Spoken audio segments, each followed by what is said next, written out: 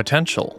Welcome to Level 2 of RPG Potential. I'm Kody, and in this episode, I'm talking with Max Ponoroff. Max created Starstruck, Hands of Time, a rhythm RPG that releases on Steam on the same day as this episode. Check out the game and try its demo for free as soon as you have the time on your hands. Thanks for finding some time to talk with me, Max. What are some of your favorite RPGs and why? Hello, thanks for having me. Thanks for inviting me to this. So, yeah, favorite RPGs. That's going to get into the question of what an RPG is, Yes. I was listening to your interview with Andrew and Brian before, and I saw you ask them that. One RPG, which, on the English Wikipedias, it says it's not an RPG. It says it's an adventure / life simulation game. But on the Japanese Wikipedia, it says it's an RPG. So there's sort of like a cultural difference, I think, between what's an RPG and what's not an RPG. But I would say one of them, at least at the moment, would be Tulip. It just has such a unique vibe, and you don't get to experience that type of world in real life, at least not anymore. Have you played it before? Yeah, I've played it a little bit at least. I haven't played the whole game though. Well, you know what I mean then, right? Yeah. So there's that, and then maybe another one at the moment would be Mother 3. Everyone loves Mother 3, but I'd still actually say it's kind of underrated. I think there's a lot of aspects to the story that no one even talks about, or like, for example, there's a lot of depth to the story. Like, you look at Klaus and Lucas.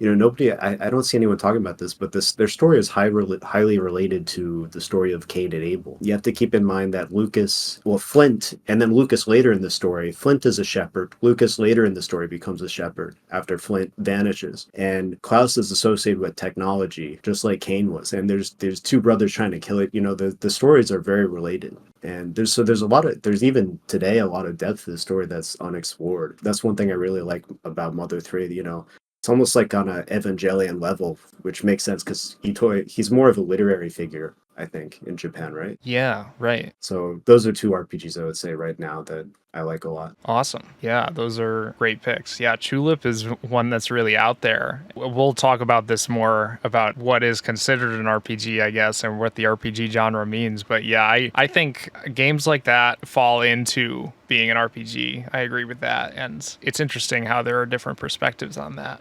Yeah. Moving on to more about Starstruck itself. I remember a game you were working on a while ago called Edwin and Jones. I know there's a character named Edwin in Starstruck, but did Starstruck grow out of that initial idea for Edwin and Jones? Or was it a separate idea that kind of incorporated parts of that other idea? Yeah, so I don't usually talk about this, but Edwin... This information is classified.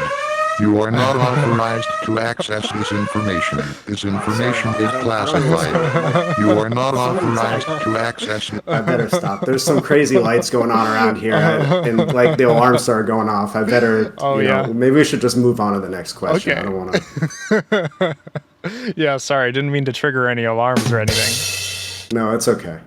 So moving on.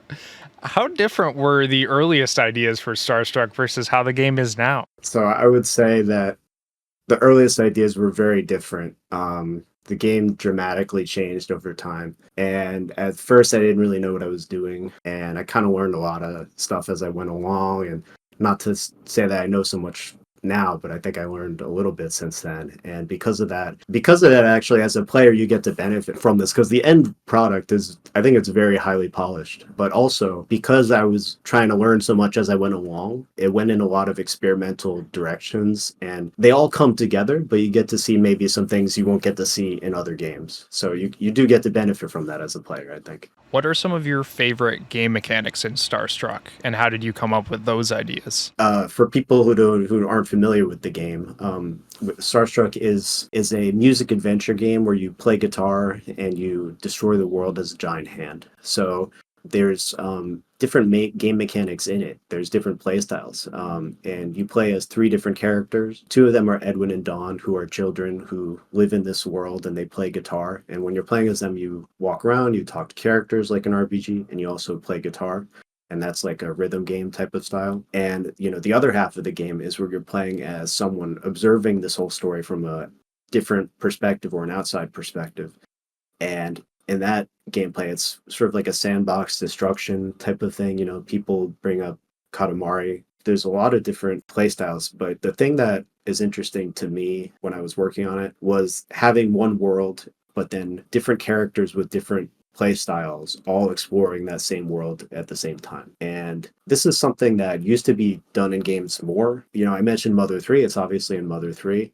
Before that it was in Sonic Adventure, and you play as the different characters in the same world. And also, actually, recently I started playing Saga Frontier on the Switch, the remake, and that game did it too. It does the same thing too. So, and recently this kind of has been coming back because of Nier Automata did that, and now you see other games like Scarlet Nexus, continuing that. I think that's very interesting. I think it's sort of like a technique that you can only do in a video game, or it's most suited to a video game. It lets you get a sense of the depth of the world, I think, from the characters in multiple perspectives. I mean, you see, like, sometimes books have done this. I think with like the Ender's Game book series, like they had one book that's like from the other character's perspective or something. Like sometimes you see stuff like that, but I think in games the medium lends itself to that. You know what I mean, right? Yeah, I do. Yeah, like I think it lends itself better to games only because you get to still have context for how different gameplay mechanics also function depending on the character. Like sometimes this isn't the case for every game, but there are a lot of games that will put you into a different perspective that also has some different mechanics to it. And sometimes that perspective can give you a new avenue in the world, like gameplay wise too, in addition to exploring it from a whole another perspective. Yeah, you could see how your character views other characters. Also games are kind of suited to this, from a development perspective, because you can reuse the assets, right?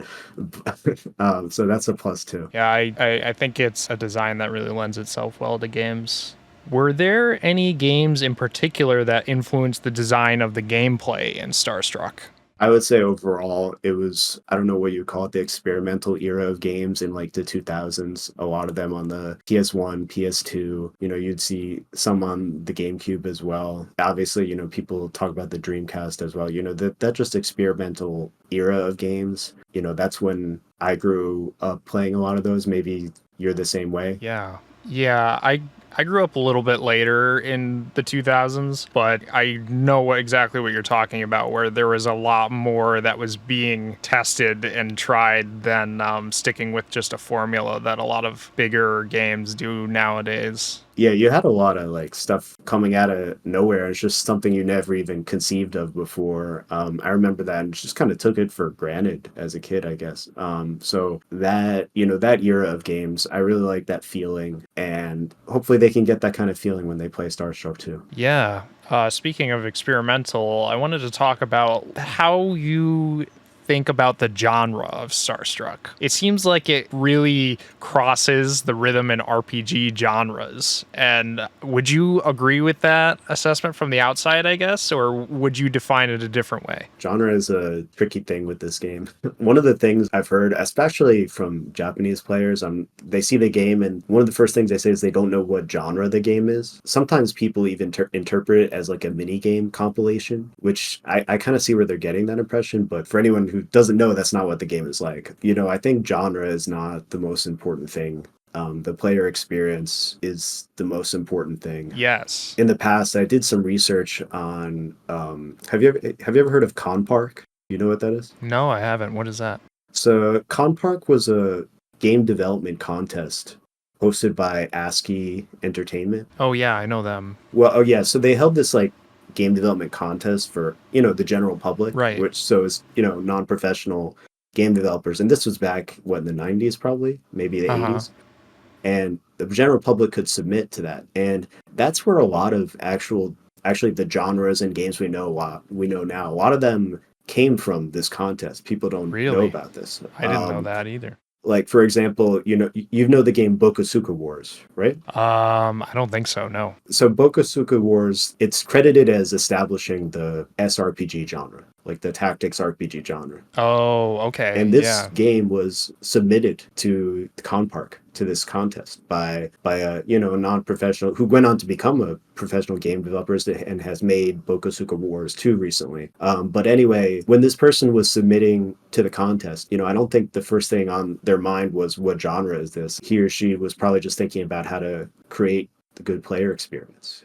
Yeah. this is why I was interested in this contest, because a lot of stuff came out of this like this. You think about this. The person who was making that game originally was not thinking about genre. But it's only because they were not thinking about genre, an entire genre could be created. That's right. Yeah. It makes a lot of sense. Yeah, genre can only exist in the first place if people don't think about genre. Right. So I see it as my job not to think too much about genre, if that makes any Yeah, sense. no, that totally makes sense. Yeah, I feel the same way working on my game too. That also doesn't really fit anywhere, but has a lot of ideas that are just ideas I wanted to try. Yeah. Yeah, exactly. That's how I felt too. But the downside is it gets harder to sell, Right, because because it's hard to classify for people that are looking for a specific type of thing. Yeah. yeah. So there's ups and downs to it, but that's how I feel about it. Right, that makes sense. So, moving on to more discussion about genre, what do you think defines the RPG genre?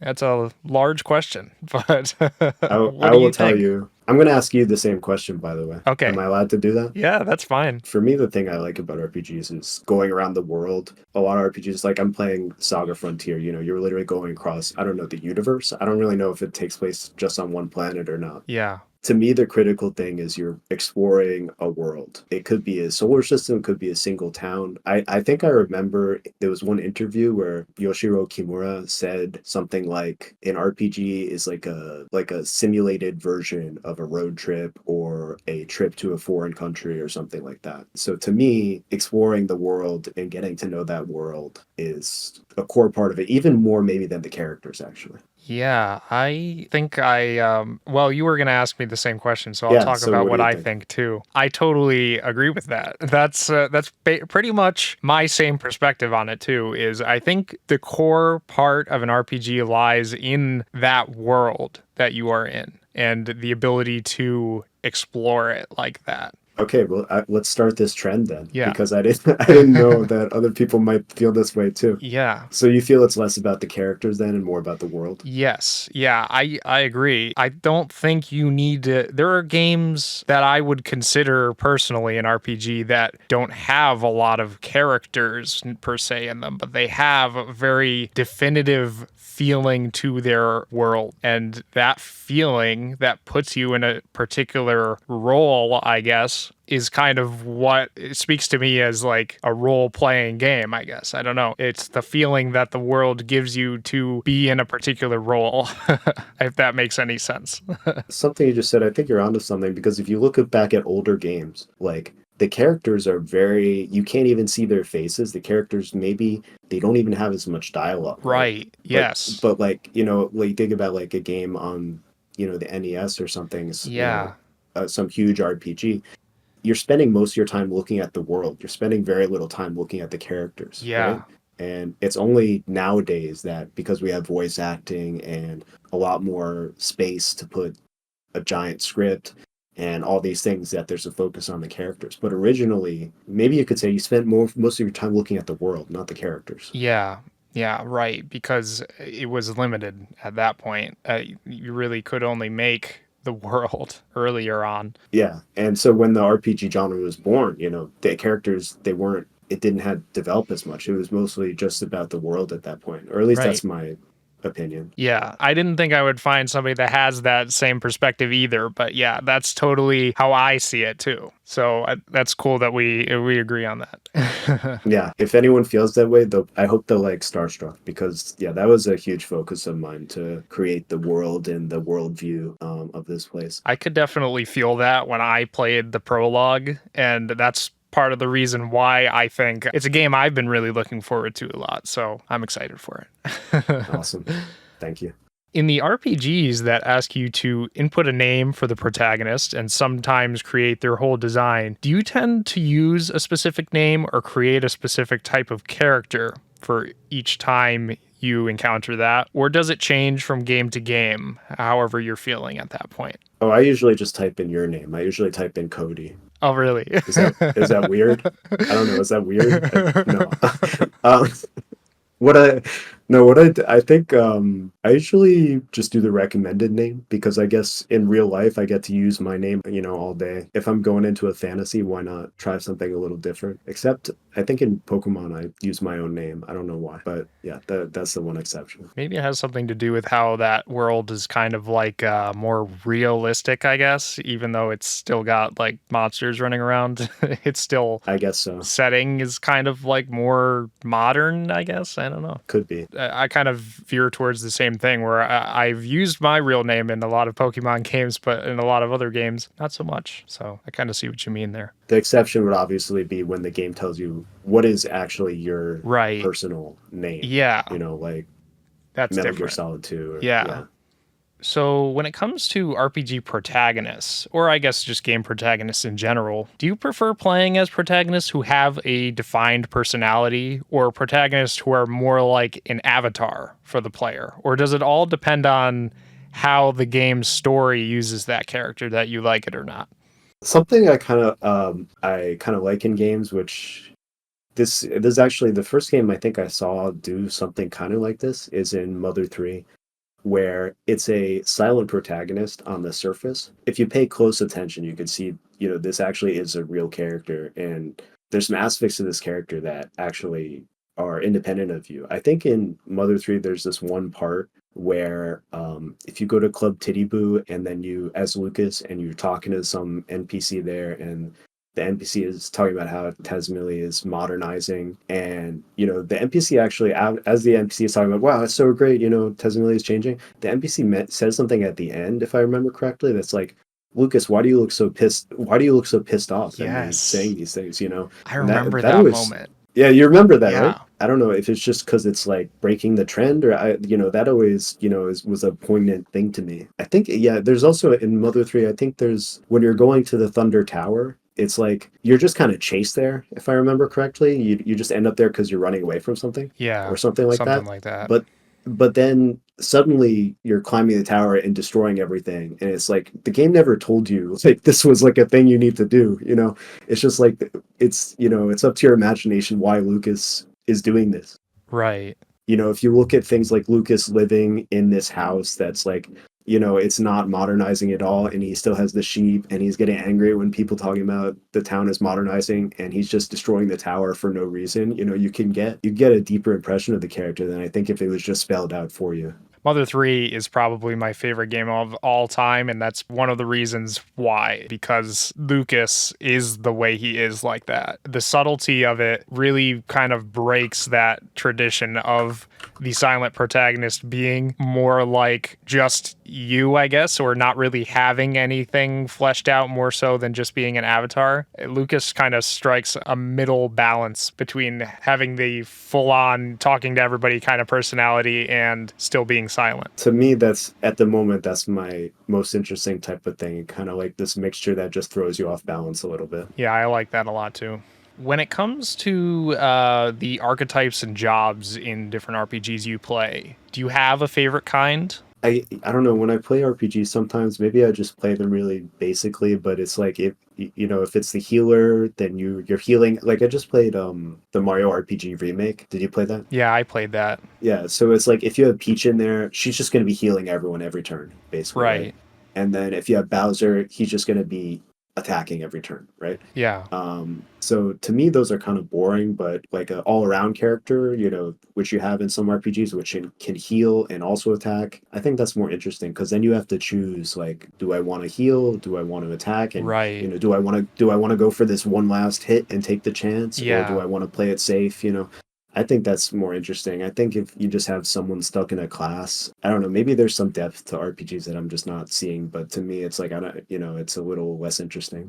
How much do you value the relationship between game mechanics and story? A lot of people talk about this type of thing, like the game mechanics being like somehow intertwined with the story in some like 5-dimensional chess way. For me, I'm happy if the story is just good on its own. It's kind of hard to find a good story in the first place. So I feel like, the story should be really good. And then if you want to start coming up with some 5-dimensional chess way of connecting with everything, you could do that too. But I feel like there's no point in that unless if you have like some really awesome story in the first place. That makes sense. Yeah. So you see it more like the game mechanics are usually going to be the focus most of the time, but it's difficult to find a story that matches mechanics a lot of the time. So if your goal is to tell a story and then you want the game mechanics to be like fully integrated into that, the only reason to do that is if you have a good story in the first place, right? Right.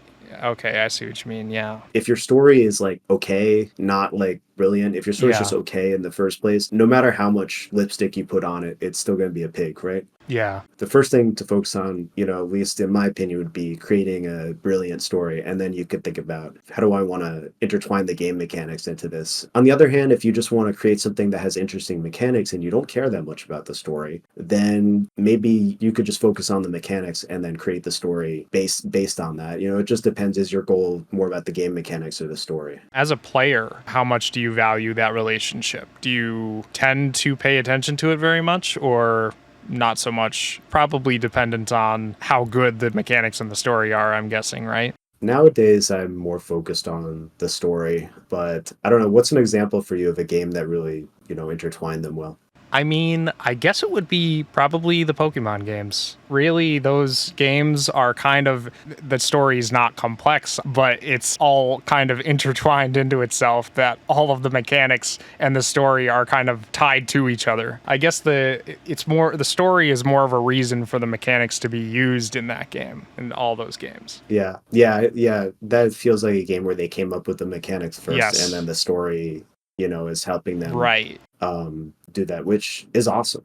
I think it'd be interesting if you came up with the story first and then you figure out the mechanics, to match with that story, and you did it some masterful way. But I guess people don't do that often because it's really hard. Yeah, right? it is really hard. I kind of did that for my game, and it was there are things that I just kind of had to concede on for thinking about how I would tie the story into the mechanics, because some things I could tie in pretty well, but not everything because it's just very difficult to do.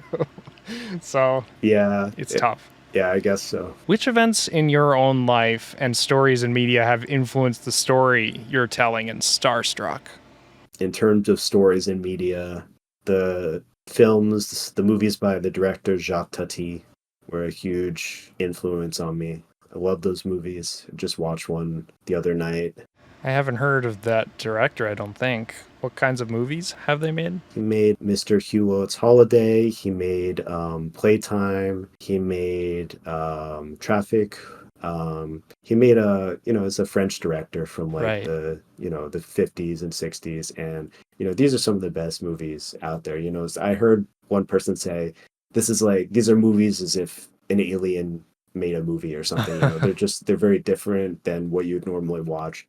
And the worldview and just the way you conceive the world works in these movies was really inspirational to me. It's really beautiful. And also a lot of books actually that I read. I got a lot of help from reading different authors. Mathieu Pajot, C.S. Lewis, René Guénon, Mircea Eliade. There's a lot of ideas that I got from these books that helped me come up with different ideas in the story. Yeah, if you play Starstruck, I think you'll get a unique experience of a different worldview than you might not be able to get in your daily life. Awesome. Yeah, it definitely shines through. What advice would you give to anyone out there who's thinking of making their own RPG?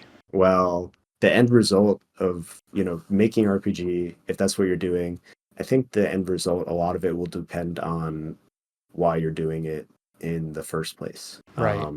So I think that's something good to think about. Why do you want to do this in the first place?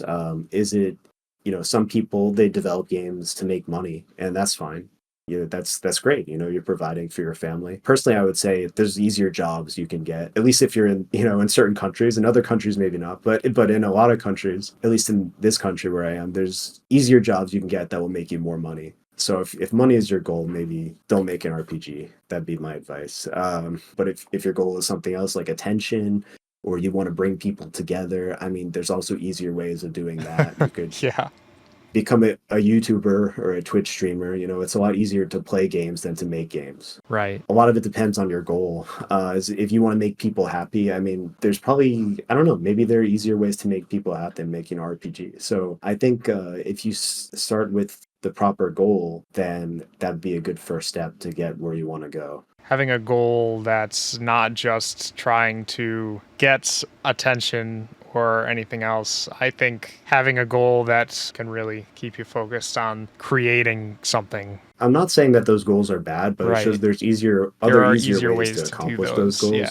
Yeah, if you try to create an RPG for those reasons, you might find that you've bit off more than you could chew, and it's not worth the effort you're putting in, which is maybe why some people give up on games. But or maybe if that's your natural talent, maybe you just you could just blow it out of the water and it's easy for you. I don't know.